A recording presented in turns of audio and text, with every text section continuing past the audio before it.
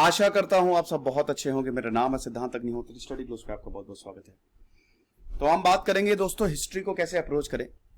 देखिए, आपको पता ही है कि हमारा शानदार कोर्स ये यूट्यूब पे भी अपलोड होगा, ये सबके लिए है और कोर्स में तो अपलोड होगा ही होगा। हमारा शानदार यूपीएससी का कोर्स चल रहा है, बहुत ही अच्छे से चल रहा है।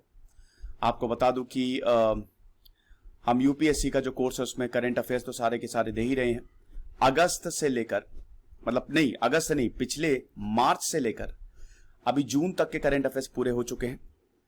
इसमें करंट अफेयर्स हैं। Then NCERT 6th to 12th तक पूरी हो चुकी है। पॉलिटी, हिस्ट्री, ज्योग्राफी की क्लास 10 तक पूरी हो चुकी है। ये 10 दिन में पूरी हो जाएगी। मेरा ये है एम कि सितंबर तक सारी एनसीईआरटी पूरी कर दूंगा। हालांकि दिसंबर डेट है, लेकिन मैं बहुत जल्दी सिलेबस कंप्लीट कर रहा हूं, तो उसमें आपको टेस्ट सीरीज भी ऑल सारी चीजें मिलेगी। फिलहाल GS2 पेपर जो है उसका पॉलिटी पार्ट पूरा कंप्लीट हो चुका है और GS4 एथिक्स चल रहा है, उसका भी 60% सिलेबस कंप्लीट हो चुका है, 50 से 60%। ठीक है, तो अब मेरा पार्ट जो है GS पेपर 2 में कंप्लीट हो गया। धीमे धीमे हम सारी चीजें GS1, 2, 3, 4 सब कंप्लीट करेंगे फेब तक। और आपको पता है कि हमने 12 महीने की वैलिडिटी, 18 महीने की वैलिडिटी और 2 साल की वैलिडिटी के लिए ये 3 वैलिडिटी पे कोर्सेज निकाले हैं, बहुत ही कम दामों पे। तो आप ऐप डाउनलोड कर सकते हैं, वहां पे आप कोर्सेज को अवेल कर सकते हैं। तो हम बात करेंगे दोस्तों कि हिस्ट्री को कैसे अप्रोच करना है, क्योंकि 1 सितंबर से मैं हिस्ट्री पढ़ाऊंगा। तो इतिहास हम पढ़ेंगे और ये 2 से 3 महीना लगेगा कंप्लीट होने में। 100 से ऊपर लेक्चर जाएंगे, हो सकता है थोड़ा बहुत ऊपर नीचे हो जाए, डिपेंड करेगा सिलेबस पे, सिलेबस कितनी जल्दी कंप्लीट होता है। 40 मिनट से 1 घंटा जो कि अमूमन मेरे लेक्चर्स की लेंथ रहती है कोर्सेज में, वो रहेगी। तो हिस्ट्री को अप्रोच कैसे करना है, चलिए देखते हैं। ऐप को डाउनलोड करके आप कोर्सेज को, अगर कोई इंटरेस्टेड है तो बिल्कुल आप जाएं। और अभी हमारा कोर्स बहुत शानदार तरीके से चल रहा है। हालांकि एनसीईआरटी के भी सेपरेट कोर्सेज बनाए हैं और हिस्ट्री का भी मैं सेपरेट कोर्स निकाल दूंगा। जिसको हिस्ट्री पढ़नी है, खाली पॉलिटिक ऑलरेडी निकाला हुआ है, तो वो बिल्कुल कर सकता है। तो अब हम बात करते हैं। देखो, जीएस पेपर 1 का हिस्सा है, आपको पता ही है जीएस पेपर 1। अब हम पेपर 1 की बात करेंगे। तो पेपर 1 में क्या क्या आता है? पेपर 1 में सबसे पहले आता है आपका हिस्ट्री। ठीक है, हिस्ट्री से चाहे वो प्री हो चाहे वो मेंस हो, 50% से ज्यादा क्वेश्चन पूछे जाते हैं दोनों में ही। प्री में भी प्री में 50% नहीं, लेकिन हां 17 से 18 क्वेश्चन रहते हैं। एक्चुअली प्री में नहीं, मेंस में मैं बता रहा हूं। जो जीएस पेपर 1 है तो उसमें 50% से ऊपर क्वेश्चन आपका हिस्ट्री रहता है। जैसे आपने जीएस पेपर 2 में देखा था, पॉलिटी और गवर्नेंस को मिला दीजिए तो 60 to 65% क्वेश्चन बनाते हैं वो। ऐसे ही इतिहास का भी है, हिस्ट्री का भी है। हिस्ट्री में मेंस में आपका 50% से, अगर आप ट्रेंड एनालाइज करें 2015 से या 2015 से क्या पहले से भी, तो 50% से ज्यादा जो सवाल हैं, 25 सवाल आते हैं, है ना। तो 50% से ज्यादा सवाल आपके इतिहास से रहते हैं। और प्री में भी ऑन एन एवरेज दोस्तों, इसमें अगर आप आर्ट एंड कल्चर भी मिला ले तो 17 से 18 सवाल। 2020 में 17 सवाल थे इतिहास के। इसमें 90% आपके मॉडर्न हिस्ट्री में रहेंगे। प्री में 90% आपके मॉडर्न हिस्ट्री के रहेंगे। मतलब अगर 17 से 18 सवाल आ रहे हैं तो मान के चलिए कि 13 से 14 सवाल जो है वो मॉडर्न हिस्ट्री के रहेंगे। 3 या 4 सवाल आपके आर्ट एंड कल्चर और एंशिएंट या मेडिवियल से हो सकते हैं। वर्ल्ड हिस्ट्री पूरा मेंस में ही आती है।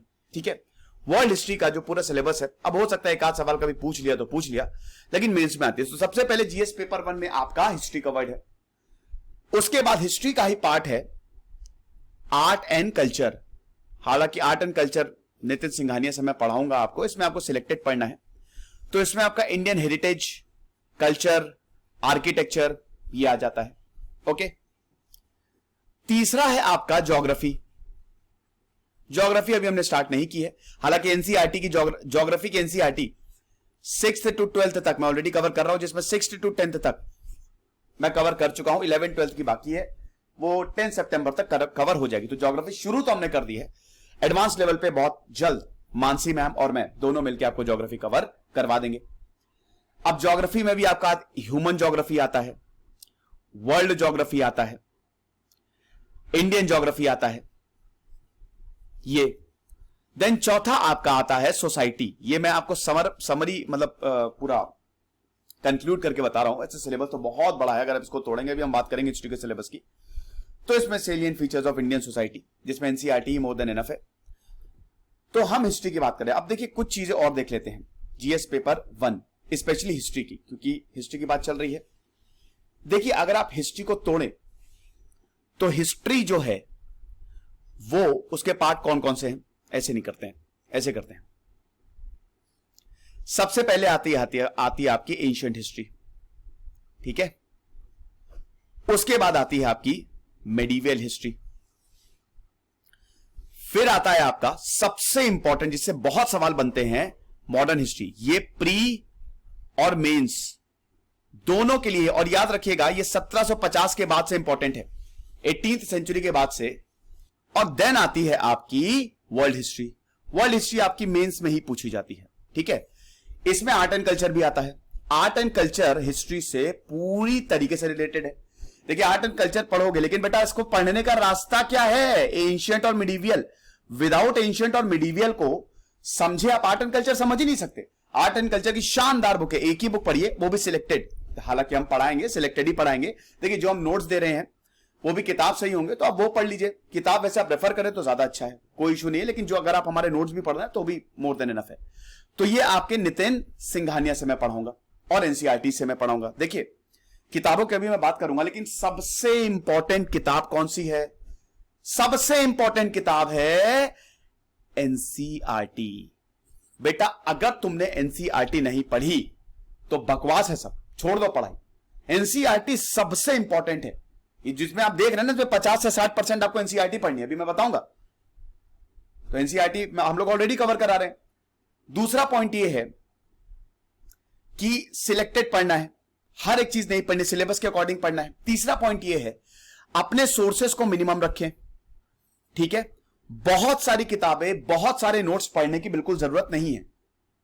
वो टॉपर्स बताते हैं ना कि बेस्ट यही है कि आप 10 सोर्सेस को एक बार पढ़ो, इससे अच्छा है कि एक सोर्सेस को 10 बार पढ़ लो, क्योंकि आपको लगातार रिवाइज करना है। भाई देखो हिस्ट्री बदलेगी नहीं, हिस्ट्री वही रहेगी, इतिहास वही रहना है, पॉलिटी वही रहनी है, वर्ल्ड हिस्ट्री वही रहनी, उसमें नया थोड़ी ना मैं घुसा दूंगा।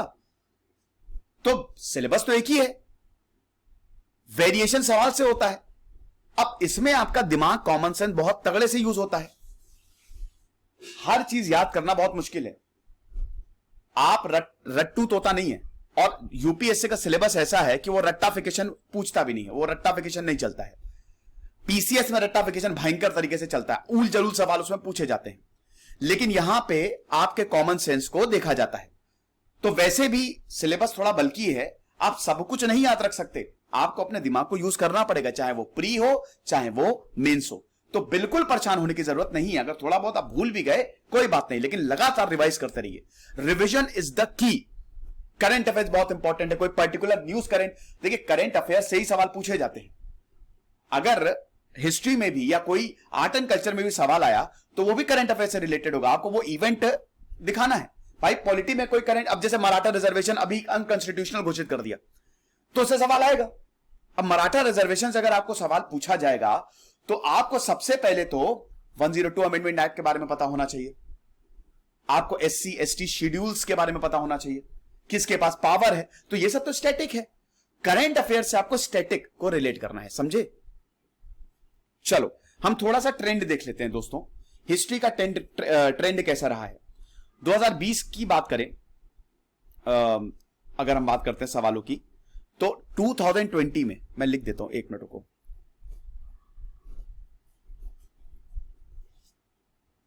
एक्चुअली आजकल मैं डेली 18 से 20 लेक्चर रिकॉर्ड कर रहा हूं, इसीलिए पीपीटी एज सच इतने अट्रैक्टिव बनाने का वक्त नहीं मिलता, लेकिन ये सब चलिए ठीक है, आप देख सकते हैं आराम से। तो ट्रेंड, हाँ प्री का ट्रेंड, पहले हम देखते हैं प्रीलिम्स में कितने सवाल पूछे गए हैं। प्रीलिम्स की बात करें तो 4 साल का ही हम देखते हैं, तो 2022 में लगभग 17 सवाल पूछे गए हिस्ट्री से, पूरा हिस्ट्री आप मिला देंगे। इसमें मॉडर्न से 13 से 14 थे, और बाकी 3 जो थे वो एंशिएंट और मेडिवल से थे, 3 या 4 एग्जैक्ट तो मुझे भी नहीं याद है। 2019 की बात करें तो 16 सवाल पूछे गए थे। 2018 की बात करें, 2018 की बात करें तो 21 सवाल पूछे गए थे। 2017 की बात करें तो 15 सवाल और 2016 की बात करें तो 17 सवाल। इतने सवाल 100 सवालों में से इतने सवाल पूछे जाते हैं। ठीक है, यानी कि ऑन एन एवरेज आपके 16 से 17 सवाल तो इतिहास से रहते ही हैं। यही पॉलिटी के साथ भी है, सेम चीज पॉलिटी के साथ भी है। यानी कि पॉलिटी और हिस्ट्री अगर आप अच्छे से प्रिपेयर कर लो तो आपका 50% पेपर तो ऐसे ही हो गया। ठीक है, तो पॉलिटी और हिस्ट्री ये दो बहुत इंपॉर्टेंट है, लेकिन हम हिस्ट्री की बात कर रहे हैं, ये प्रीलिम्स का ट्रेंड है। मेंस की बात करें तो मेंस का 50% से ज्यादा पेपर आपका हिस्ट्री से ही आएगा। इसमें भी हम बताते हैं 2016 से लेते, 2016 में 5 सवाल पूछे गए थे, ज्यादा पूछे नहीं गए थे। 2017 में, इसमें याद रखिएगा आर्ट एंड कल्चर अलग है, मैं हिस्ट्री का बता रहा हूं। आर्ट एंड कल्चर हालांकि हिस्ट्री में ही आता है। 2017 की बात करें तो ये 5 सवाल, 2018 के 25 सवाल आते हैं ना तो 6 सवाल, 2019 6 सवाल। अब दोस्तों अगर आर्ट एंड कल्चर भी आप मिला दो, 50% से ज्यादा जीएस पेपर 1 में आपका पूरा इतिहास पूछा जाता है।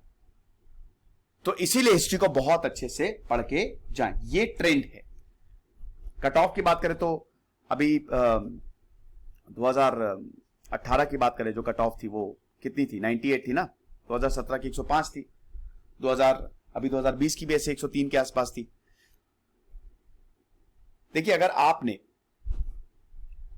50%, जैसे टोटल 2025 होता है इंटरव्यू और सब मिला दें आप, मेंस और इंटरव्यू, तो अगर उसमें 50% भी मार्क्स आप ले आए तो आपका काम हो गया।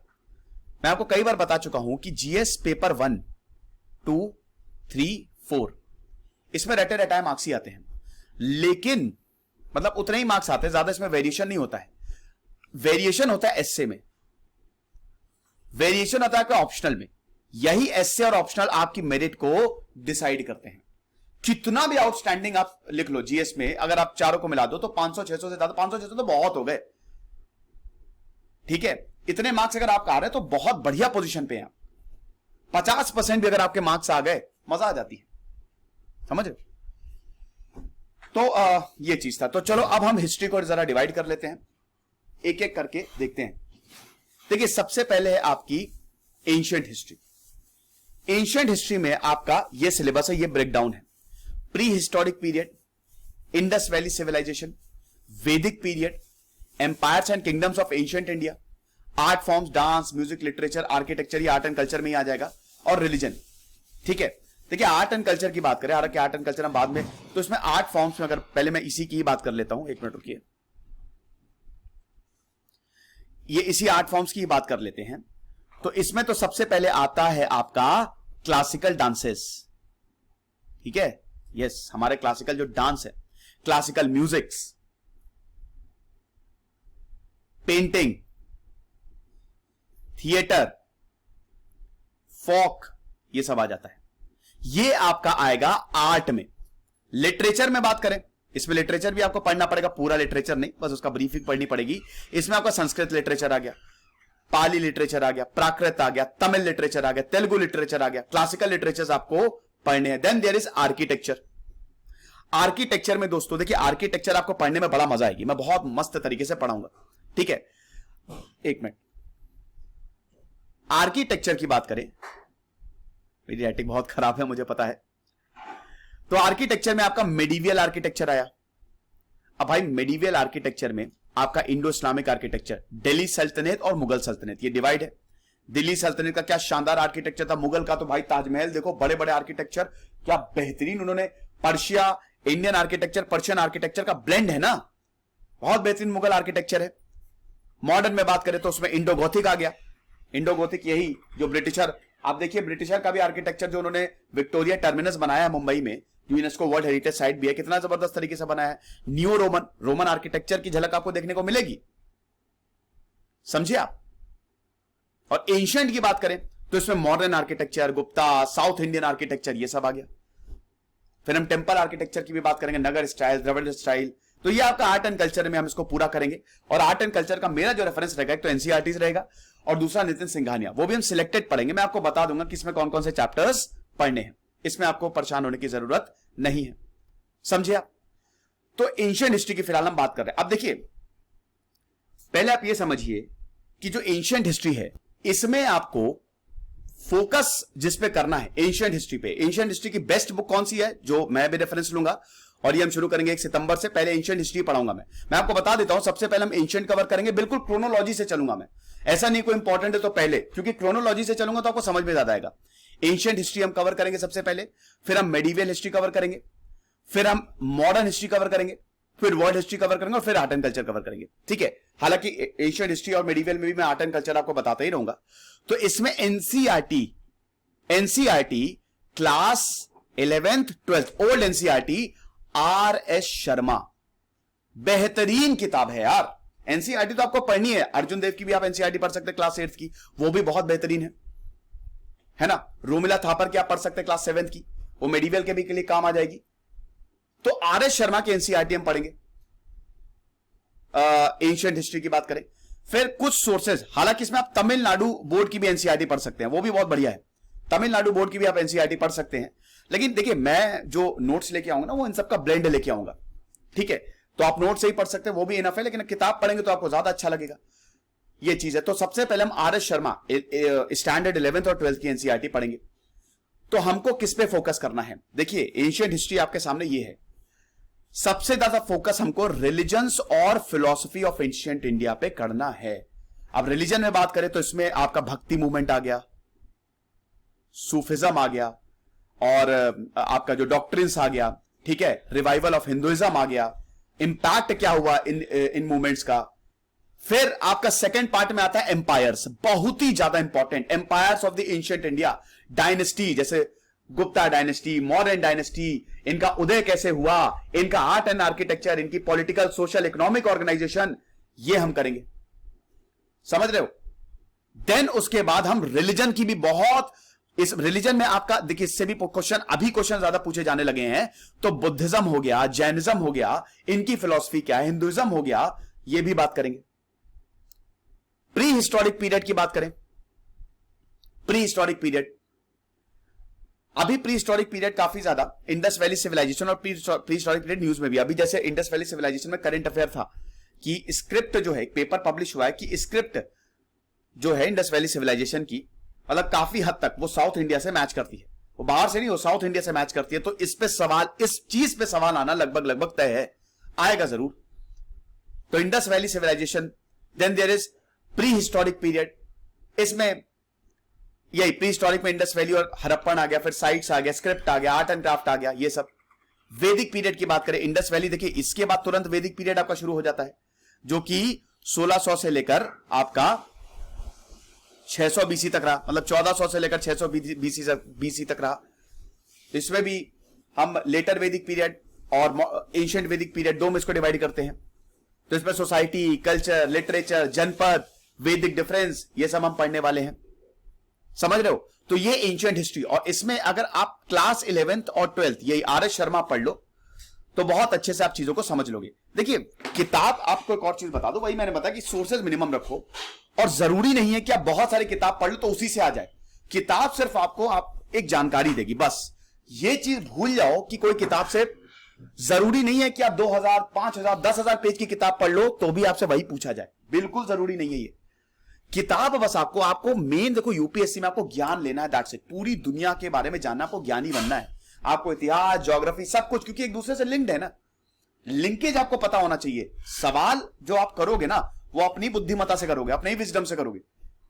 नॉलेज अगर बढ़िया ले ली, किताब को अच्छे से समझ लो, ये भूल जाओ कि हो सकता है किताब से कुछ ना पूछा जाए, अलग से पूछ ले, लेकिन किताब आपको नॉलेज देगी। तो सोर्सेज आप पढ़ते रहो, लेकिन कोशिश करो कि कम ही सोर्सेज रखो, बहुत ज्यादा सोर्सेज मत रखो। अब देखिए अगर इसको हम बात करें तो ये मुश्किल से 15 से 20 दिन के अंदर खत्म हो जाएगा, ठीक है, बहुत ज्यादा से ज्यादा 15 से 20 दिन तक, क्योंकि इसमें ज्यादा कुछ है नहीं। साथ ही साथ आप न्यू एनसीईआरटी तो हमने भी कराई है, आप उसमें भी पढ़ सकते हैं, कोई इशू नहीं है, ठीक है। तो ये आपका एंशिएंट हिस्ट्री हो गया। अब मेडिवल हिस्ट्री पे आते हैं।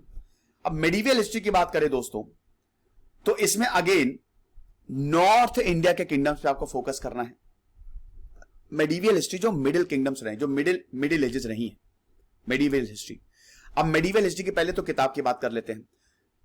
सबसे बेहतरीन और बेस्ट किताब जो आपको पढ़नी है। हालांकि मेडिवियल से सवाल कम पूछे जाते हैं, लेकिन अभी हाल ही में प्री में भी कुछ सवाल, एक दो सवाल पूछे जाने लगे हैं। ठीक है, मेडिवियल से मेंस में भी और प्री में भी सवाल कम पूछे जाते हैं, लेकिन पढ़ना तो है ही है, क्योंकि तभी तो आप देखिए, अगर मेडिवियल और एंशिएंट आप नहीं पढ़ेंगे ना तो आप आर्ट एंड कल्चर समझ ही नहीं पाओगे। आप आर्ट एंड कल्चर नहीं समझ पाओगे, आप आर्किटेक्चर नहीं समझ पाओगे, और आप मॉडर्न भी नहीं समझ पाओगे। तो मेडिवियल और एंशिएंट बहुत जरूरी है, सारा सब कुछ जरूरी है। तो इसमें आप बेस्ट है, जो मेरा भी सोर्स रहेगा, मेरा प्राइमरी सोर्स रहेगा, वो है सतीश चंद्रा। सतीश चंद्रा की अगेन 11th और 12th old NCERT, then Romila Thapar, Arjun Dev की एनसीईआरटी। बहुत ही बेहतरीन किताब है दोस्तों, बहुत ही शानदार किताब है सतीश चंद्रा। तो ये कमाल करने वाला है हमारे लिए। तो इसमें Satish Chandra is the best. अच्छा देखिए, मेडिवियल में भक्ति मूवमेंट इज वेरी इंपॉर्टेंट। ठीक है, ये एक फोकस पॉइंट है। देखिए, आप इसमें पॉलिटिकल वॉर्स छोड़ सकते हैं, जो पॉलिटिकल वॉर्स हुए हैं इस पे कभी भी सवाल नहीं पूछे जाते। जो कॉन्स्पिरेसीज हुई हैं ये आप छोड़ सकते हैं। जो सक्सेशन वॉर्स हुए हैं, बेसिकली वॉर्स को आप छोड़ सकते हैं। स्मॉल रीजनल एम्पायर्स को आप छोड़ सकते हैं, उनकी डिटेल्स को आप छोड़ सकते हैं। लेकिन इसमें आर्ट एंड आर्किटेक्चर बड़ा इंपॉर्टेंट है, स्पेशली मुगल्स का art and architecture, music, society, literature आपको पढ़ना पड़ेगा। अकबर का कंट्रीब्यूशन, इस पे सवाल पूछे जाते हैं। मुगल एम्पायर का डिक्लाइन क्यों हुआ, औरंगजेब के बाद अराइवल ऑफ यूरोपियंस, ये बड़ा इंपॉर्टेंट है। तो ये मेडिवियल हिस्ट्री में इंपॉर्टेंट पॉइंट है। देन सिखिज्म, इस्लाम पढ़ना पड़ेगा आपको। ठीक है, मेडिवियल हिस्ट्री में आपको थोड़ा सा टाइम देना पड़ेगा, और इसमें Satish Chandra probably is the best. Then आते हैं तो मॉडर्न हिस्ट्री में, तो सबसे पहले यही पोर्शन सबसे ज्यादा इंपॉर्टेंट है। ये जो मॉडर्न हिस्ट्री है, इसमें स्पेक्ट्रम एक बड़ी इंपॉर्टेंट बुक है। स्पेक्ट्रम बहुत इंपॉर्टेंट है। साथ ही साथ बिपिन चंद्रा भी आप पढ़ सकते हो। प्लेसी टू पार्टीशन एक किताब है, वो बहुत ही बेहतरीन, लेकिन काफी बल्कि बुक है। स्पेक्ट्रम आप पढ़ लो, आपको एक अच्छा आइडिया मिल जाएगा। मेरा भी जो मेजर सोर्स होगा वो स्पेक्ट्रम से ही रहेगा। NCERTs again very important. तो मॉडर्न हिस्ट्री जो मेजर चंक है आपका, वो मॉडर्न हिस्ट्री कवर करेगी। तो इसमें सबसे पहले तो 18th सेंचुरी भारत 750 में मुगल रूल के अंडर था। औरंगजेब गए, 1707 में उनकी डेथ हो गई। उसके बाद क्या हुआ और कैसे यूरोपियंस ने अपने आप को एक्सपैंड करना शुरू किया। Battle of Plassey, battle of Buxar, फिर वॉर्स, ट्रीटीज, ये आपको याद करना पड़ेगा। कार्नेटिक, बंगाल, हैदराबाद, जट, अफगान, मराठास, इनके क्या हालचाल थे, ये आपको पढ़ना पड़ेगा। मॉडर्न इंडिया पे आपको बहुत ज्यादा ध्यान देना है। Then there is British expansion. British ने किस तरीके से एक्सपैंड किया, इसमें दोस्तों आपको रिलेट भी करना है। देखिए, इसी दौरान इंडस्ट्रियल रेवोल्यूशन भी तो था, तो वहां पे क्या हालात थे, भारत किस तरीके से, औरंगजेब तक तो सब कुछ बढ़िया था, लेकिन कैसे उसके बाद डिक्लाइन और मराठाओं का उदय हुआ, और क्यों ब्रिटिश भारत में आया, ये भी कारण, ऐसे भी सवाल आज आपसे पूछे जाते हैं। रिलेटिव सवाल आपसे पूछे जाते हैं। पुर्तगाली, डच, फ्रेंच, डैनिश, इंग्लिश, क्यों ब्रिटिश सक्सेसफुल हुए, बाकी फ्रांस सक्सेसफुल नहीं हुए, ये तो सवाल पूछा भी गया है। ब्रिटेन जो है वो क्यों सक्सेसफुल है भाई, दो सबसे बड़ी पावर ब्रिटेन और फ्रांस। पुर्तगाली तो एक जगह दुबक के बैठ गए थे, तो यही दो पावर थे। अब भाई ब्रिटिश जो थी वो एक प्राइवेट कंपनी थी, फ्रांस एक सरकारी कंपनी थी। फिर जब तक ड्यूप्लिक्स था तब तक तो फ्रांस ने कमाल का काम किया, जैसे ही ड्यूप्लिक्स को हटाया फ्रेंच का डिक्लाइन होने लगा। तो ये सब आपको पढ़ना है, हम पढ़ाएंगे बेसिकली। देन ब्रिटिश ने क्या चेंजेस किए, कैसे एक के बाद एक ब्रिटिश ने डोमेस्टिक इंडस्ट्री को बर्बाद किया, कैसे इकोनॉमिकली भारत को, पॉलिटिकली और सोशली भारत को चेंज करने लगे, जिसने 1857 की क्रांति को उदय दिया। जो क्योंकि इससे पहले भी रेबेलियंस तो बहुत ज्यादा, लेकिन 1857 का बहुत इंपॉर्टेंट। कैसे डिफरेंट एक्ट, 1773 से एक्ट पारित होना शुरू हुए, रेगुलेटिंग एक्ट पारित किया गया, फिर 1784 पिट्स एक्ट, फिर 10-10 साल में एक्ट आते रहे। सिविल सर्विस में, रेवेन्यू एडमिनिस्ट्रेशन में, जुडिशियल प्रोसेस में इनका क्या रोल था। लैंड रिफॉर्म्स लेके आइए, परमानेंट सेटलमेंट लेके आए, फेल हुआ। देन रैयतवाड़ी सिस्टम लेके आए, वो भी बहुत ज्यादा सक्सेसफुल नहीं हुआ। महालवाड़ी सिस्टम लेके आए, क्या हालात थे उस समय भारत के। क्लास 10th और 11th की एनसीईआरटी में मैंने इसको अच्छे से पढ़ाया है और वो ऑलरेडी अपलोडेड है, तो इसको भी हम देखेंगे। Then there is popular uprisings, इस पे सबसे इंपॉर्टेंट आता है 1857 की क्रांति। देन सन्यासी rebellion, Santhal rebellion, Bhil uprising, ये सब भी हम देखेंगे। मापिल्ला अपराइजिंग, सोशो रिलीजियस मूवमेंट को हमको देखना है,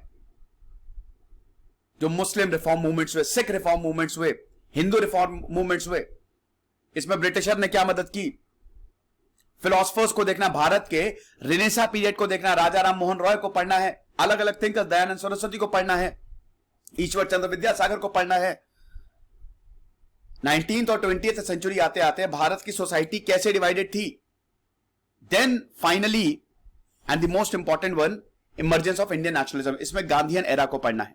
इंडियन नेशनल कांग्रेस, इसमें गांधीयन एरा तो बहुत ही ज्यादा, उसमें तो सवाल पूछे ही पूछे जाते हैं, वो तो करना ही नहीं है। कैसे एक्सट्रीमिस्ट का उदय हुआ, मॉडरेट फेज 1885 से लेकर 1905 तक चला, फिर एक्सट्रीमिस्ट का उदय, और फिर गांधी जी का जो इमरजेंस हुआ, गांधी जी के मूवमेंट्स 1914 से लेकर, और उसमें वर्ल्ड वॉर 1 वर्ल्ड वॉर 2 का क्या इंपैक्ट रहा भारत पे, सिविल डिसोबीडियंस मूवमेंट, ये सब आजादी तक आपको पढ़ना पड़ेगा। समझ रहे हो। तो मॉडर्न इंडियन हिस्ट्री बहुत इंपॉर्टेंट है। मॉडर्न इंडियन हिस्ट्री जो है ना, उसी से ज्यादातर 70 से 80% सवाल आपके मॉडर्न इंडियन हिस्ट्री से ही आते हैं। ठीक है, तो ये चीज है। Then there is world history. देखिए वर्ल्ड हिस्ट्री का जो सिलेबस है, वर्ल्ड हिस्ट्री दो चीजों में आपकी मदद करेगा। एक तो जीएस पेपर 2 में भी मदद करेगा, जो आपका इंटरनेशनल रिलेशंस है। अब जैसे अभी अफगानिस्तान का इशू चल रहा है, अब अफगानिस्तान के सवाल 1 या 2 तो पूछे ही जाएंगे एकदम, वो तो निश्चित है। तो इससे आप वर्ल्ड हिस्ट्री को रिलेट कर सकते हो, सोवियत अफगान वॉर। तो वर्ल्ड हिस्ट्री के जो इंपॉर्टेंट टॉपिक्स है, इसमें इंडस्ट्रियल रेवोल्यूशन तो है ही, then American war of independence. अगर हम एकदम उस हिसाब से चले, वर्ल्ड हिस्ट्री का वैसे एक फ्री कोर्स है हमारे ऐप पे 25 लेक्चर्स का, आप जरूर देखिएगा। तो उसमें industrial revolution, then American war of independence, then French revolution. French revolution आपको एकदम दिमाग में छपा लेना है। फ्रेंच रेवोल्यूशन के बाद एक क्रांति की वेव आ गई। फ्रेंच रेवोल्यूशन ने ही इटली के यूनिफिकेशन को जन्म दिया, फ्रेंच रेवोल्यूशन ने नेपोलियनिक एरा को जन्म दिया, फ्रेंच रेवोल्यूशन ने यूनिफिकेशन ऑफ जर्मनी को जन्म दिया। राष्ट्रवाद की भावना जो है ये हुई। ठीक है, वर्ल्ड वॉर्स तो सबसे इंपॉर्टेंट है वर्ल्ड हिस्ट्री के, और ये वर्ल्ड हिस्ट्री में नहीं, ये आपको मॉडर्न हिस्ट्री में भी मदद करेंगे। तो वर्ल्ड वॉर 1 और वर्ल्ड वॉर 2 ये तो आपको बहुत अच्छे से पढ़ के जाने हैं। देन नेशनल बाउंड्रीज, इसमें यूनिफिकेशन ऑफ जर्मनी हो गया, यूनिफिकेशन ऑफ इटली हो गया, किस तरीके से जो बाउंड्रीज है वो एक्सपेंशन उसका हो रहा था। उसके बाद कॉलोनाइजेशन, इंपीरियलिज्म, न्यू इंपीरियलिज्म, कैसे भारत पे ये जो यूरोपियंस थे भारत पे आई और अफ्रीका के लिए कैसे स्क्रैम्बल शुरू हुआ, फिर चाइना के क्या हालात थे ये। देन डी कॉलोनाइजेशन, ये 1945 के बाद का एरा। देन कोल्ड वॉर, उसके बाद कोल्ड वॉर में भी सोवियत और अमेरिका दोनों किस तरीके से एक दूसरे को इन्फ्लुएंस कर रहे थे। Iron curtain, east Germany, west Germany, मतलब बर्लिन वॉल, ये सब आपको पढ़ना है। देन आपकी पॉलिटिकल फिलॉसफी, जैसे communism, capitalism, socialism, world history के ये इंपॉर्टेंट सिलेबस है। ठीक है, तो ये सारी चीजें हम पढ़ेंगे, और वर्ल्ड हिस्ट्री से कम सवाल पूछे जाते हैं, लेकिन पूछे जाते हैं। अब दोस्तों कौन सी किताबें हैं? किताबें आपको कम ही रखनी है। ये मेरे सोर्सेज रहेंगे, आर एस शर्मा, सतीश चंद्रा, बिपिन चंद्रा और स्पेक्ट्रम, ये मॉडर्न हिस्ट्री के लिए। ये तो आपके एंशिएंट और मेडिवल के लिए रहेंगे मेरी एनसीईआरटी की। 1 मिनट में बता देता हूं। देखिए इसमें एनसीईआरटी तो इंपॉर्टेंट है, ये हिस्ट्री की एनसीईआरटी मैंने कंप्लीट करवा दी है, ये तो इंपॉर्टेंट है ही है, ये न्यू एनसीईआरटी है। और ये 2 एनसीईआरटी जो है ये मेरे लिए एंशिएंट और मेडिवल के सोर्स रहेंगे। ठीक है, साथ ही साथ जो मेरी खुद की नॉलेज है, जो मैंने अभी इतना सीखा है। उसके बाद मॉडर्न हिस्ट्री के ये 2 सोर्स रहेंगे। देन एनसीईआरटी तो पैरेलली आपको, एनसीईआरटी सबसे पहले खत्म करो, ये सबसे इंपॉर्टेंट बुक है। ओके, ये उसके बाद वर्ल्ड हिस्ट्री के लिए ये बल्कि बुक है, 800 पेजेस की लगभग बुक है, नॉर्मल लो है। लेकिन देखिए वर्ल्ड हिस्ट्री के लिए आपको नॉर्मल लो में पढ़ने की जरूरत नहीं है, जितना हम पढ़ा दे उतना ही पढ़िए बस। 20 से 25 लेक्चर्स में वर्ल्ड हिस्ट्री को हम कवर करेंगे, आपको उतना ही पढ़ना है। Then there is Arjun Dev की एनसीईआरटी, बहुत शानदार है। वर्ल्ड हिस्ट्री के लिए आप संजीव बालियान भी के नोट्स भी पढ़ सकते हैं, लेकिन मेरे हिसाब से जितना हम दे उतना ही बेटर है, उतना ही पढ़िए। देन आर्ट एंड कल्चर के लिए Nitin Singhania and NCERTs are the best. तो फिलहाल इस तरीके से हम हिस्ट्री को अप्रोच करने वाले हैं। 1 सितंबर से हिस्ट्री की क्लासेस शुरू हो जाएंगी, मंडे टू फ्राइडे लेक्चर्स आएंगे 40 से 60 मिनट के बीच में। अब हो सकता है कुछ लेक्चर्स जो है वो 1 घंटे से ऊपर हो जाए, है ना, हो सकता है कुछ लेक्चर्स जो हैं वो 40 मिनट से कम हो जाए। कुछ लोगों को बड़ा रहता है, अरे इतने मिनट। देखो मेन सिलेबस पे देखो, सिलेबस कंप्लीट हो रहा है कि नहीं। सिलेबस कंप्लीट हो गया तो बहुत बड़ी बात है। मेरा अनुमान यह है कि इसमें 100 लेक्चर्स लग जाएंगे, हो सकता है कम भी लगे, जरूरी नहीं है, कम भी लग सकते हैं, ज्यादा भी लग सकते हैं, लेकिन 100 लेक्चर्स तो लगेंगे ही लगेंगे। तो हिस्ट्री का कोर्स भी मैं लॉन्च करूंगा बहुत जल्द।